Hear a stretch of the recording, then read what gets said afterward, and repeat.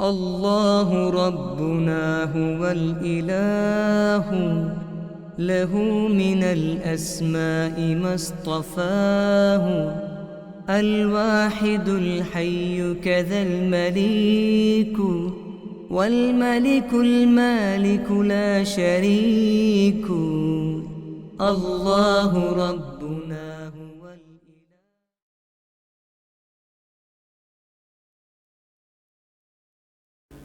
Jadi bismillahirrahmanirrahim. Alhamdulillah kita dah dengar penjelasan, perbahasan dan dalil serta nas daripada Ustaz Haji Mahfuz berkaitan tentang doa dengan suara kuat dan doa selepas sembahyang. Dan sekarang kita nak minta Ustaz Haji Mahfuz memperjelaskan tentang kekeliruan yang berlaku di kalangan kita umat Islam sebab ada kedengaran yang sudah tidak ada talqin. Dan apa mengikut pandangan Ahlussunnah wal Jamaah tentang talqin dan apakah ada dalilnya atau nasnya dan sebagainya yang dinafikan oleh orang pahaman Wahabi. Minta Ustaz Mahfuz terangkan tentang talqin itu sendiri. Assalamualaikum warahmatullahi wabarakatuh. Terima kasih Al-Fadhil Ustaz. Amalan talqin telah diamalkan sekian lama di negara ini, bahkan diamalkan di negara-negara Islam di seluruh dunia. Bahkan Ashabus Syafi'i lebih daripada 1000 tahun telah memfatwakan sunatnya amalan talqin. Apa itu talqin? Talqin adalah kalimah bahasa Arab yang bermakna tafhim, yakni memahamkan ataupun memberi faham. Disebut dalam kamus Al-Muhit, disebutkan dalam kamus Al-Marbawi dengan makna mengajar ataupun memberi ingat. Di dalam kamus Al-Munjid, talqin dengan maksud memberi peringatan dengan mulut secara berhadapan. Adapun erti talqin menurut istilah agama iaitu mengajar kepada orang yang akan wafat kalimah tauhid la ilaha illallah, mengingatkan orang yang sesudah wafat dan baru saja dikubur beberapa hal yang penting baginya untuk menghadapi malaikat mungkar dan nakir yang akan datang kepada mereka. Ini berdasarkan kepada hadis Nabi SAW yang berbunyi, hadis yang diriwayatkan daripada Imam Muslim yang bunyi, qala Rasulullah sallallahu alaihi wasallam, laqinu mautakum la ilaha illallah. Talqinkanlah orang-orang yang mati dengan kalimah la ilaha illallah. Jadi di sini para ulama mengatakan kalimah mauta dengan makna orang yang telah mati. Orang yang telah mati. Adapun mentalqinkan orang yang hidup ataupun orang yang hampir dengan kematian sebelum masuk waktu ghargharah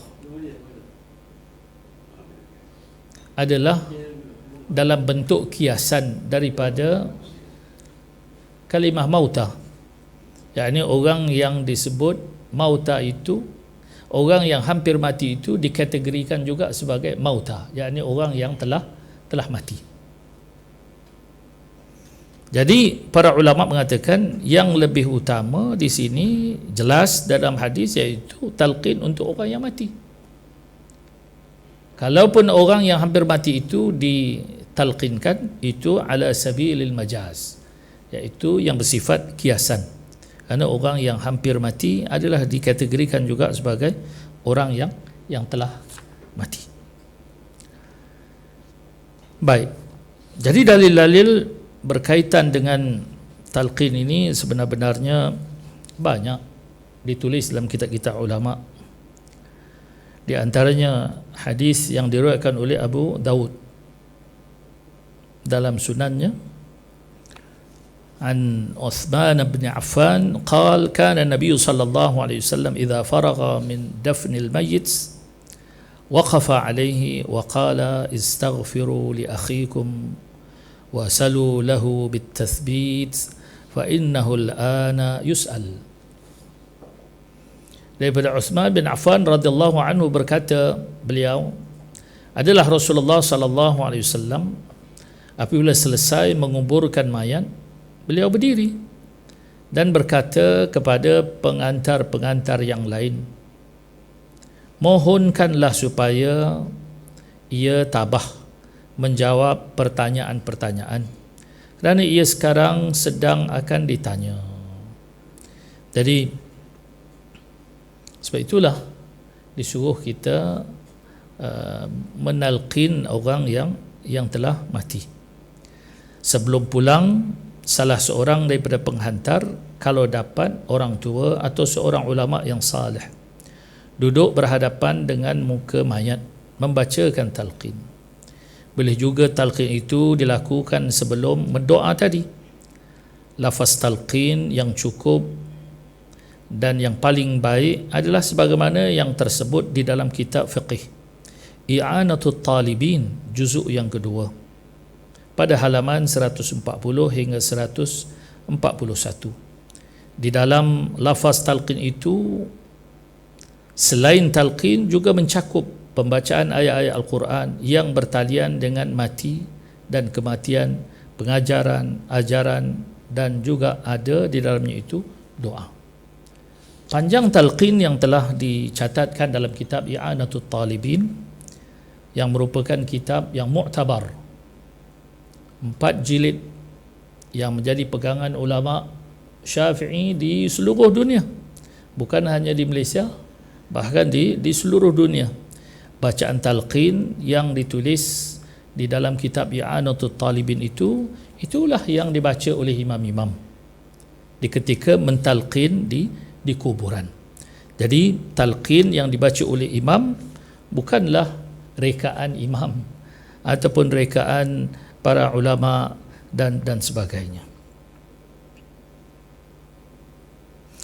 Mentalqin orang yang sudah mati, yang telah dikuburkan, hukumnya sunat, diberi pahala yang mengerjakannya dan berfaedah untuk mayat yang ditalqinkan. Banyak dalil-dalil yang jelas daripada para ulama tersebut dalam kitab Al-Majmu' Syarah Muhadzab karangan Imam An-Nawawi terkenal, berbunyi begini: qala jama'atun min ashabina yustahabbu talqinul mayyit aqba dafnihi atau aqiba dafnihi fayajlisu 'inda ra'sihi insanun wa yaqulu ya fulan ibna fulan ila akhirih. Berkata sekumpulan daripada sahabat kita bahawa sunat membacakan talqin untuk orang mati yang sudah baru saja dikuburkan. Artinya selepas dikubur dibacakan talqin. Maka duduk orang yang mentalqinkan setentang dengan kepala mayat. Lalu ia baca, hai si fulan, anak si fulan, sampailah seterusnya. Al-Majmu' juzuk yang kelima, muka surat 303. Al-Imam An-Nawawi adalah ulama besar, pengarang fiqih induk bernama Minhajut Talibin, pengarang syarah hadis Muslim, pengarang kitab Al-Adhkar, pengarang kitab Riyadus Salihin, pengarang kitab hadis Al-Arba'in, Arba'in An-Nawawiyah dan lain-lain. Beliau wafat tahun 676 Hijriah yang lalu. Andai kata fatwa ini dikeluarkan beliau 10 tahun sebelum wafat, maka usia fatwa ini sudah mencecah 730 tahun. Ini satu kenyataan yang jelas untuk pegangan umat Islam, khasnya di Sarawak, betapa talqin itu ada asas yang kukuh sebagaimana yang telah difatwakan oleh Al-Imam An-Nawawi dalam Al-Majmu'. Dan banyak lagi dalil-dalil yang lain yang menyebutkan Di antaranya yang disebutkan oleh Amirah dalam Hasyiah kitab Mahalli, Hasyiah Umairah Qalyubi, juzuk yang pertama, muka surat 352 sampai 353. Yusannu aidan at-talqin fayuqalu lahu ya abdallah ila akhirih. Dan sunat juga membacakan talqin, maka berkata yang mentalqinkan, hai hamba Allah, anak hamba Allah, dan seterusnya. Catatan tahun wafat Syekh Amirah, Syekh Amirah tidak ada pada kami, tetapi kitabnya dibaca dan dipelajari. Kelas-kelas tertinggi di pesantren di seluruh Indonesia dan juga di Malaysia. Ada disebut juga masalah dibaca dengan Amirah ataupun Umairah. Biasa kita dengar Umairah Qalyubi. Dan juga beliau ada menyatakan dalam kitab Qalyubi, apa katanya? Yustahabbu i'adatu at-talqin thalathan wa'lam annahu lam yushkal ala hadha qawluhu ta'ala wama anta bimusmi'in man fil qubur wa nahwuhu li'annahum yasma'una fi waqtin duna waqtin. Artinya, berkata pengarang kitab Al-Istiqsa, sunat mengulang talqin 3 kali. Sunat mengulang talqin 3 kali. Dan ketahuilah bahawa hal ini tidak bertentangan dengan perkataan Tuhan ataupun firman Tuhan yang artinya engkau tidak boleh mendengar orang yang di dalam kubur, kerana mayat dalam kubur itu pada satu kali mendengar dan pada kali yang lain tidak mendengar. Demikianlah Syekh Umairah tentang erti ayat, dan engkau tidak boleh menjadikan pendengar orang dalam kubur akan dibahas pada hal sanggahan. Ini akan dibahas panjang lebar dalam bab yang lain. Dan yang ketiga disebutkan oleh Khatib Asy-Syarbini dalam kitab Mughni al-Muhtaj.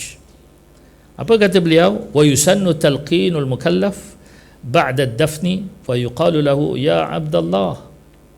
Dan sunat mentalqinkan mayat yang sudah dewasa sesudah dikuburkan, maka dikatakan hai hamba Allah, anak hamba Allah, sehinggalah seterusnya. Jadi kesimpulannya, tuan-tuan, puan-puan sidang hadirin, hadirat dikasih sekalian, sangatlah banyak dalil-dalil amalan talqin itu adalah merupakan satu yang telah diputuskan oleh para ulama yang muktabar.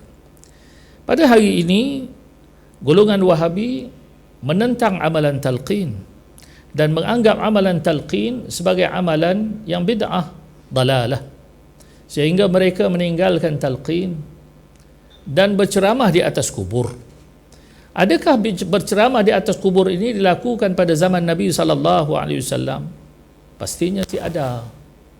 Mun si ada, maka amalan berceramah di atas kubur itu memanglah bid'ah. Namun bagi kaum ahli sunnah wal jamaah, mun selepas selesai ditalqin, mau diceramah untuk mengingatkan orang yang hidup, si hal, walaupun bid'ah, tapi kami menganggap sebagai bid'ah yang hasanah. Namun orang Wahabi mengatakan semua bid'ah itu adalah sesat. Jadi kalau semua yang bid'ah itu sesat, maka berceramah di atas kubur juga merupakan amalan yang sesat. Di Sarawak sudah mula kita mendengar orang mati si ada talqin, bahkan mereka berceramah di atas kubur. Jadi kalaulah dibiarkan orang anti talqin di bumi Sarawak ini terus mereka bermaharajalela, mungkin keadaan yang seumpama ini akan merebak dengan lebih lagi meluas. Wallahu a'lamu bis-shawab.